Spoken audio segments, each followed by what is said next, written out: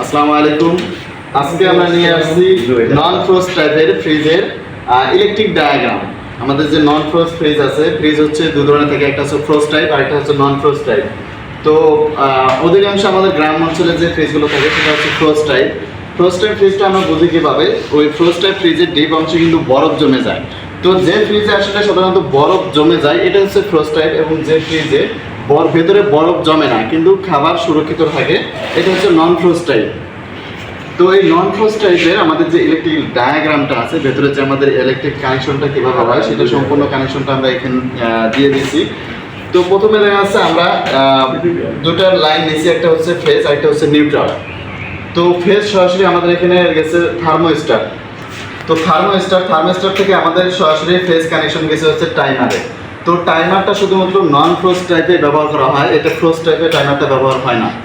তো টাইমারটার কাজ হচ্ছে, এটা হচ্ছে আমাদের যে এখানে ফ্যান রয়েছে, ফ্যানের সাথে কানেক্ট রয়েছে কম্প্রেসারকে, মানে যখন দেখা যাচ্ছে এটি বেশি ঠান্ডা হয়ে যায় তখন এটা কম্প্রেসারকে বন্ধ করে দিবে। তো এই জন্য দেখা যাচ্ছে ভেতরে আমাদের বরফ অংশটা আটকে না। তো এখানে টাইমারের চারটা টার্মিনাল রয়েছে, একটা হচ্ছে ফেজ আর একটা সরাসরি হচ্ছে আমাদের নিউট্রাল আর ফেজ। তো ফেজ থেকে আমরা এখানে একটু নাম্বার দ্বারা ডিক্লেকশন দেওয়া থাকে, এবং হচ্ছে আমরা যারা ক্লিপ অন মিটারের কাজ জানি, ক্লিপ অন মিটার দ্বারা আমরা এটা বের করতে পারবো। তো এখানে হচ্ছে নাম্বার যেটা দেওয়া আছে 3 নাম্বারে সরাসরি ফেজ কানেকশন হবে, এবং হচ্ছে 4 নাম্বার থেকে আবার ফেজটা বের হয়ে যাবে। এটা সাধারণত একটা হচ্ছে আমাদের ফ্রিজ হিসেবে কাজ করে বা সুইচ হিসেবেও কাজ করে। তো 4 নাম্বার থেকে ফেজ বের হয়ে সরাসরি আমাদের কম্প্রেসার, যে মেন ফ্রিজের যেটা আছে কম্প্রেসার, যেটার মাধ্যমে আমাদের ফ্রিজটা চলে। তো কম্প্রেসারের সাথে রিলে যে অংশটা আছে, এই রিলে স্ট্যাটিক এবং রানিং এই দুটো কানেকশনে থেকে এই রিলেতে সরাসরি চলে যাবে ফেজ। আর নিউট্রালটা সরাসরি আমরা দিয়ে দিলাম হচ্ছে ওভারলোড, কম্প্রেসারের ওভারলোড।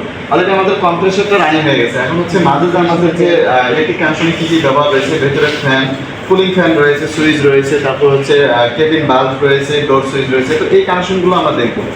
তো এখানে দেখা যাচ্ছে আমরা থার্মোস্ট্যাটের আগ থেকে একটা ফেজ কানেকশন থেকে আমরা একটা সুইচ কানেকশন নিয়েছি। তো ফ্রিজে সাধারণত আমরা নর্মালি যে একটি বাল্ব দেখতে পাই, এটা কিন্তু দেখা যাচ্ছে আমরা যখন ফ্রিজটা অন করি, দরজাটা অন করি, তখন দেখা যাচ্ছে এই বাল্বটা কিন্তু জ্বলে ওঠে। আবার যখন দরজাটা অফ করি তখন কিন্তু অটোমেটিকলি বাল্বটা বন্ধ হয়ে যায়। আসলে এটা হচ্ছে এটা সুইচের কারণে। আপনি যখন দরজাটা করবেন ওইখানে সুইচের কানেকশন দেওয়া আছে, তো এটা দরজার চাপ লাগার কারণে আপনি যখন বন্ধ করবেন তখন বাল্বটা বন্ধ থাকে, আবার যখন করবেন তখন হচ্ছে বাল্বটা জ্বলে ওঠে। তো এখানে হচ্ছে থার্মোস্ট্যাটের আগ থেকে ফেজ কানেকশন নিয়ে সুইচের মাধ্যমে আমরা বাল্ব কানেকশন দিয়ে আবার নিউট্রালে কানেকশন দিয়ে দিচ্ছি।